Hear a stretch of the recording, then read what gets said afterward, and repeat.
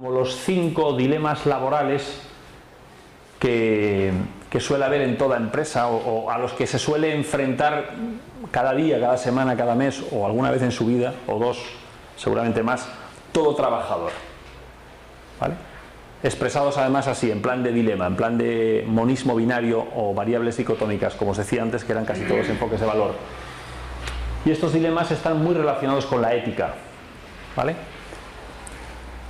Fijaos que estos dilemas o variables parecidas a estas las formuló Talcott Parsons para definir el sistema social, algo parecido a lo que hacía Enrique Martín López al principio. Pues esto mismo lo hizo Talcott Parsons para definir su concepción de su modelo de sociedad. Hay un dilema que se llama autogratificación, autocontrol.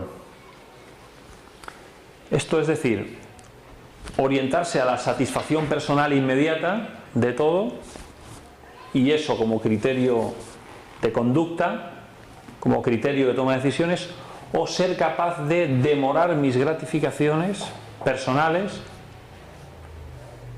por objetivos a lo mejor compartidos, objetivos colectivos, ¿vale? O cosas más importantes relacionadas a lo mejor con los valores, etcétera, etcétera.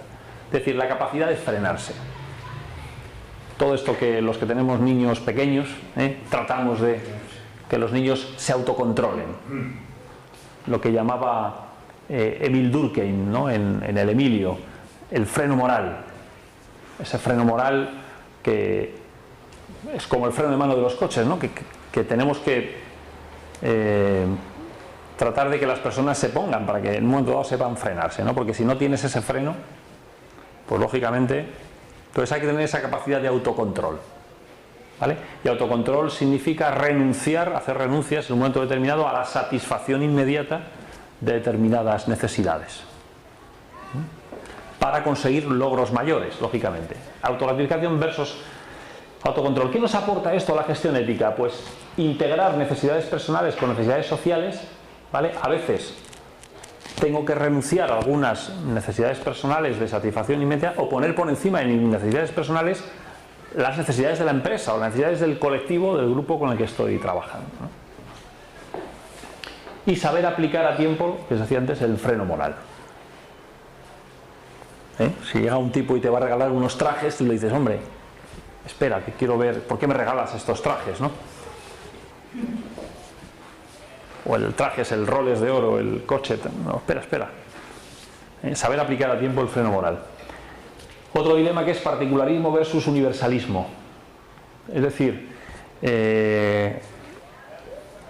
trabajar desde los propios criterios, los propios principios, pensando que yo tengo la razón, o trabajar con criterios y con principios compartidos. Particularismo versus universalismo. Dentro de la empresa se da mucho esto, ¿no? Es decir, ¿quién tiene razón? Tengo yo, tenemos todo, trabajamos en equipo, soy incapaz de trabajar en equipo. Fijaos que muchas veces la persona particularista que piensa que sus criterios y sus principios son los válidos se puede equivocar y puede llegar a actuaciones poco éticas precisamente por no escuchar a los demás, ¿no? ¿Qué aporta la gestión ética? Pues trabajar en equipo y de forma colaborativa, o integrar el mapa personal con el mapa compartido. Yo tengo mi mapa personal, esto es muy de programación neurolingüística, ¿no? Dicen, el mapa no es el territorio. Nosotros compartimos un territorio que es el trabajo compartido dentro de una organización, y yo tengo mi mapa de ver la realidad, tú tienes el tuyo, tú tienes el tuyo, pero el mapa compartido es cuando superponemos todos los mapas y empezamos a dibujar rutas entre todos, que todos entendemos, ¿no? Neutralidad afectiva versus empatía. Pues esto es relacionarse con los demás, relacionarse con la realidad, con los clientes, con las situaciones, de forma absolutamente neutral y racional, o hacerlo de forma más afectiva, poniéndose en lugar del otro, poniéndose en la perspectiva del otro, etcétera, etcétera, ¿no? ¿Vale? ¿Qué aporta esto a la gestión ética? Pues ponerse en la perspectiva de los demás, fundamental, y el equilibrio entre emociones y razones, que también es necesario. Aquí es muy útil esa herramienta de Goleman llamada inteligencia emocional, ¿no?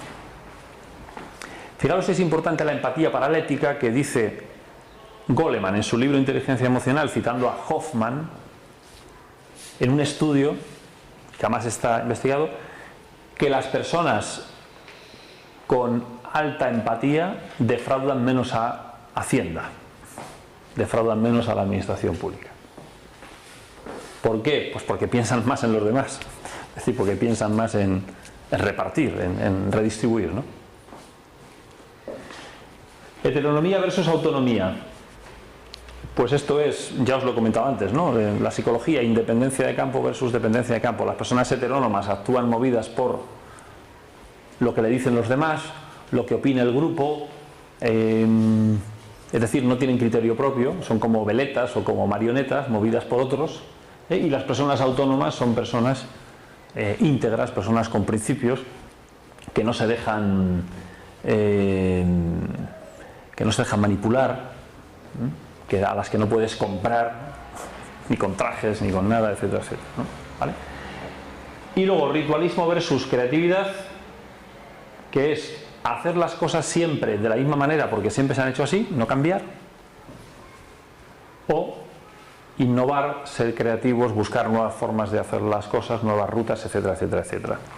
Una persona muy ritualista, muy de hacer las cosas como siempre se han hecho, puede incurrir en comportamientos poco éticos porque no se adapta a lo nuevo, porque todavía vive con los principios de los 7 pecados capitales, o en fin. Y entonces, bueno, pues también es cierto que la ética pues está en constante evolución, ¿no? Y tiene mucho que decir conforme la sociedad avanza y conforme los acontecimientos, y muchas veces va por delante de las leyes, ¿no? ¿Qué aporta la heteronomía, autonomía, que no la comenté antes, a la gestión ética? Pues la integridad ética independiente del control externo, que ya hemos comentado antes, y cuestionar leyes y normas si no son éticas, ¿vale? Cuestionar leyes y normas si no son éticas, por el fenómeno que hemos comentado antes también. Y el ritualismo creatividad, pues adaptarse a las nuevas situaciones de modo creativo y actualizar la ética a las nuevas demandas y exigencias de la sociedad, del mercado, etcétera, etcétera. ¿Vale? A mí me gusta decir siempre aquí que suele haber como 5 tipos de actitudes relacionadas con estas variables con riesgo de falta de ética. Una de ellas es la de el trabajador estrella. ¿El trabajador estrella quién es? Pues es la persona que se mueve solo por autogratificación. Es el que quiere siempre aparecer en todos los sitios, salir en todas las fotos, que le vea todo el mundo, etcétera, etcétera, etcétera. Una persona de estas características es una persona que tiene un riesgo bastante alto de incurrir en comportamientos poco éticos, porque con tal de salir en la foto, con tal de figurar, haces lo que sea. Y en ese haces lo que sea, a veces puedes hacer cosas que no están bien. ¿Vale? Entonces digamos que sería ese trabajador que no es político pero que lo parece, ¿no? El trabajador que no se moja, que es el trabajador paraguas, que lleva ese paraguas emocional, que no se implica, que no se moja. Vale, pues muchas veces, por no implicarte y por no mojarte y por no apoyar cosas que sabes que no están bien, pues puedes incurrir en una falta de ética, ¿vale? Mediante una conducta de no hacer. Por ejemplo, lo que se llama en las empresas la denuncia del comportamiento ético, ¿vale? Que es un mecanismo que luego hablaremos. Tú sabes que hay algo ahí que no está bien. ¿Por qué no lo denuncias? Porque no te quieres implicar, porque no te quieres mojar. Puedes tener miedo a represalias, etcétera, etcétera, pero también tienen que tener las empresas mecanismos de garantizar la privacidad, ¿no? De ese tipo de denuncias. La marioneta es este trabajador absolutamente heterónomo, esta persona movida siempre por criterios externos. Entonces llega a cualquiera, le da te regalo un traje, te regalo un Rolex, tal, tú me consigues esta licencia para no sé qué y tal. En fin, la marioneta, que se deja llevar, ¿no? Que se deja llevar. El trabajador disco rayado, el que siempre suena la misma canción. Pim, pam, pim, pam, pim, pam. Bueno, pues como la ética y los problemas se van actualizando y van cambiando, si a ti siempre te suena la misma canción, no digamos si además eres una de estas personas con una moral rígida, de esta rígida, que a veces también te puede llevar a actuaciones que son poco éticas, ¿no?